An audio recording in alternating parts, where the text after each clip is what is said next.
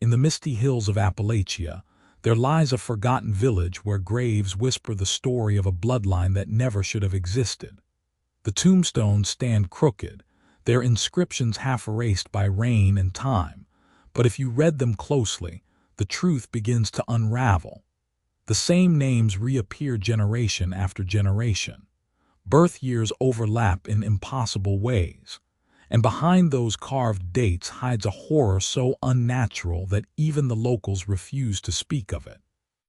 This isn't just about a family gone astray. It's about a curse that began with one woman, a matriarch who carried her grandson's child, twisting nature's order and condemning her lineage to madness and shame. Hello everyone. Before we begin, make sure to like and subscribe to the channel. Tell us in the comments where you're watching from and how you discovered this story. It helps the channel reach more people who crave dark, forgotten history.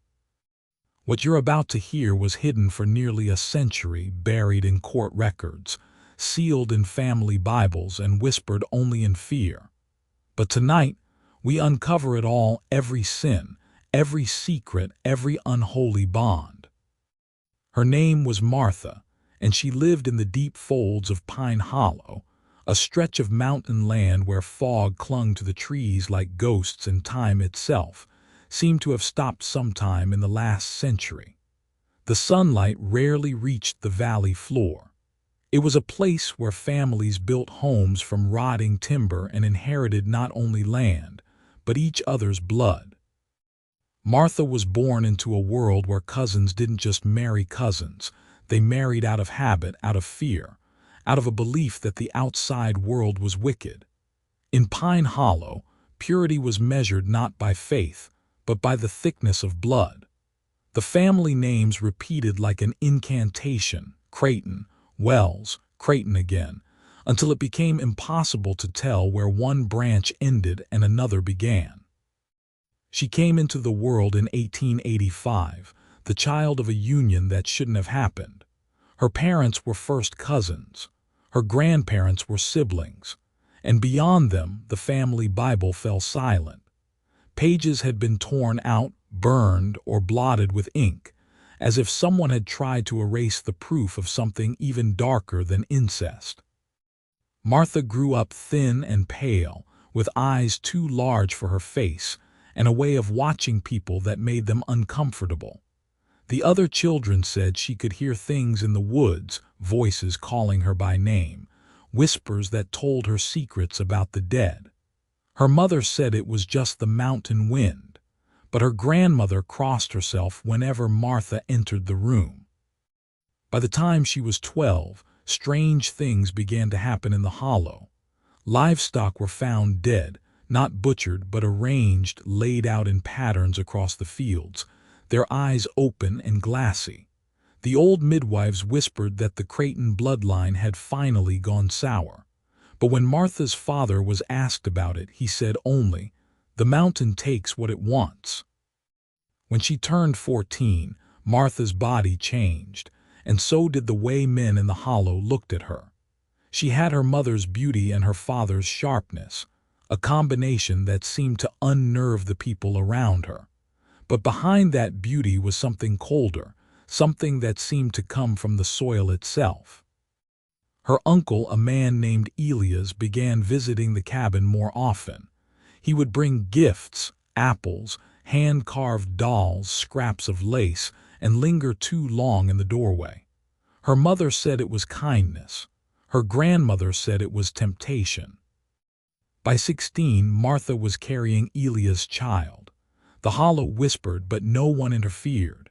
There were no pastors, no doctors, no law. There was only silence, the same silence that had swallowed every generation before hers. The baby was born under a blood moon. The midwife who delivered him said she felt the air turn heavy, as though the mountain itself was holding its breath. The boy's name was Henry, but the old women refused to call him that. They said his eyes were wrong, too knowing, too steady, like someone who'd already lived a dozen lives. Martha's mother died soon after the birth. her body failing under the weight of guilt and sickness. Elias vanished into the woods and was never seen again. That left Martha and the boy alone in the cabin, a girl of 16 raising her own uncle's son. Over the years, isolation worked its quiet magic. Martha began keeping to herself, talking less, writing more. Her journal, later found in a rusted trunk beneath the floorboards, spoke of voices in the trees and faces in her dreams. She wrote that her ancestors visited her at night, whispering that their work wasn't finished, that their blood had not yet reached its perfect form. Henry grew into a strange, quiet child. His hands trembled when he tried to hold tools. His bones ached in the cold. But there was an intelligence in him, dark, sharp, and hungry. He asked questions no child should ask.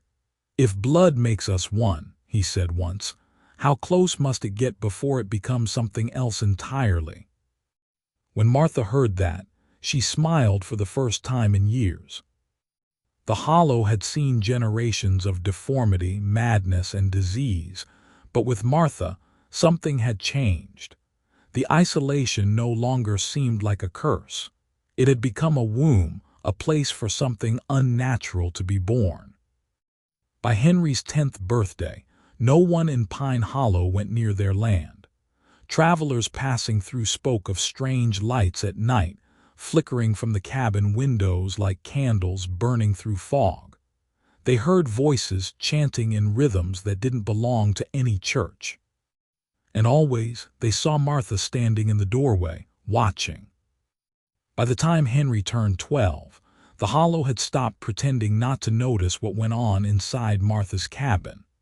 The smoke that rose from her chimney carried a bitter scent, not wood, not food, but something that made the air taste metallic.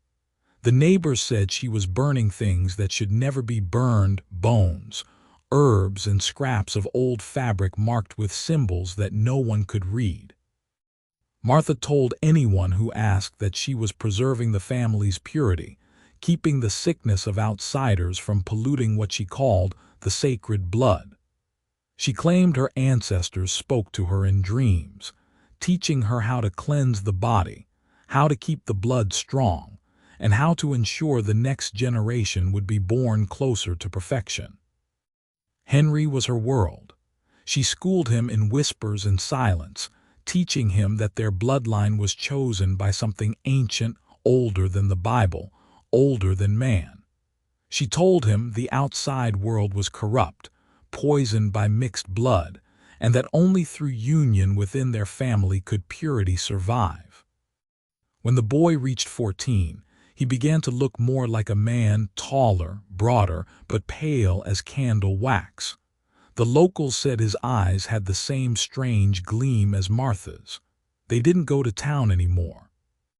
Supplies were left at the edge of the property, payment placed in a wooden box by the gate. Nobody dared step closer. In the winter of 1899, a hunter passing through the woods found something that made his hands shake.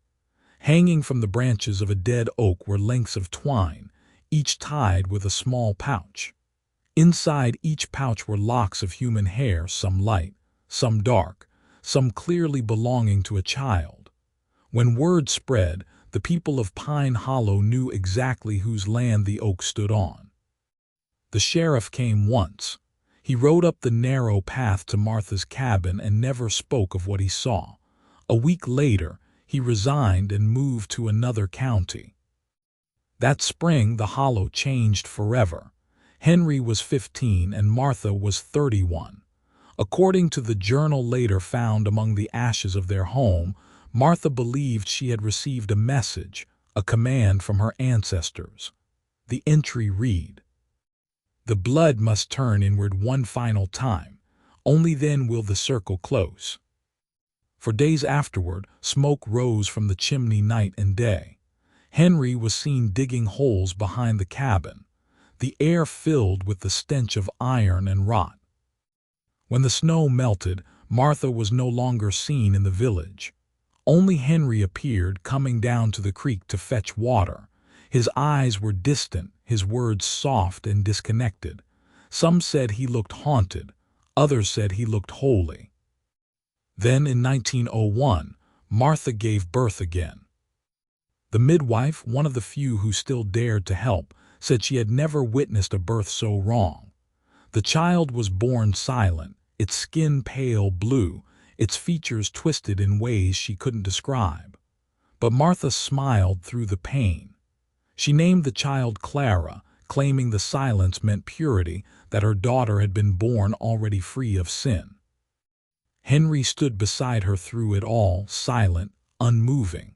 When the midwife handed the newborn over, she saw the way Martha looked at the boy, not as a mother looks at her son, but as something else entirely. She left the cabin and never returned. Clara grew quickly, but her growth was strange. She didn't cry. She didn't laugh. Her head tilted at odd angles, and her eyes never seemed to focus on anything for long. She would hum softly for hours, rocking back and forth while Martha chanted from her journals. By Henry's 17th year, the three of them were ghosts in human form, living, but no longer part of the world outside that cabin. The Hollows people started marking their doors with salt. They said it kept the sickness out. In the fall of 1903, a letter was found pinned to the church door in town. The handwriting matched Martha's. It read, "The line is complete. The circle has closed. The flesh has remembered its origin." No one knew what it meant at first, but 2 nights later, travelers camping near the hollow reported hearing screams, not human screams, but something deeper, like an animal giving birth to something that should not exist. When morning came, the air smelled of ash and blood. From that day forward, no one saw Henry again. Only Martha and the child remained, and the sound of their voices carried through the trees long after sunset, a low, rhythmic chanting that made the skin crawl. The Hollow's elders held a meeting. They said the Creighton bloodline had crossed a line that no man or woman should cross, and that if no one stopped Martha, the curse would spread beyond the mountains. But before they could act, the fire came. The night it happened, the air was too still, like the world itself was holding its breath. Inside the Whitmore plantation, candles flickered against the cracked wallpaper, and shadows moved where no one should have been. Evelyn stood at the top of the staircase, clutching a lantern, her eyes hollow yet determined. Below, Master Thomas laughed drunkenly, unaware that his empire was already crumbling. The slaves had stopped working hours ago.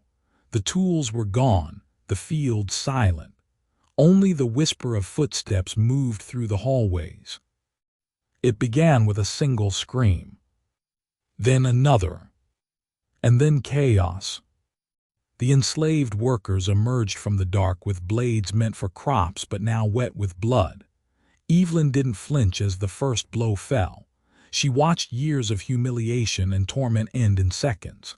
The grand dining table, once filled with crystal and silver, was overturned, smeared in red. The portraits of proud ancestors fell one by one, crashing into the fire. The masters tried to run, but the house that once held them in power became their tomb. Locked doors, blocked windows, fire spreading fast. Thomas fell to his knees, pleading for mercy from those he'd treated as less than human.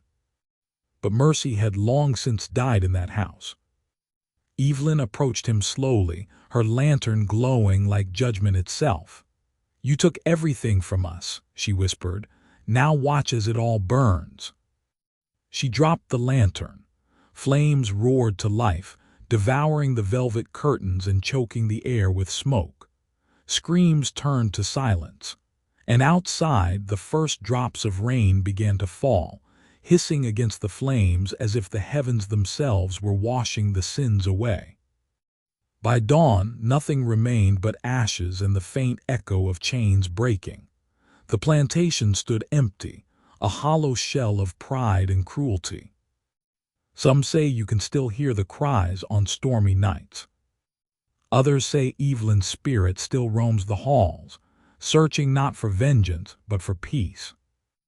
Either way, the Whitmore plantation was never rebuilt, and no one ever spoke the family name again. The house and everything inside it were left to rot beneath layers of ash and time. Locals said the county sealed the grounds, calling it cursed, and the few who dared to visit never stayed past sunset. But evil has a way of lingering, even when its masters are gone. Deep in the ruins, beneath the charred stones, lies what they called Evelyn's lantern, its glass blackened, its light long gone. And yet, on stormy nights, travelers claim to see a faint glow flickering through the mist, moving between the remains of the walls, as if someone is still searching for something that was never found. The Whitmore name died that night in 1847, but the echoes of what happened there never did. It stands as a grim reminder of what power, cruelty, and silence can create when bound together. Some houses don't keep their ghosts inside. They send them out, to remind us what happens when justice takes fire in human hands.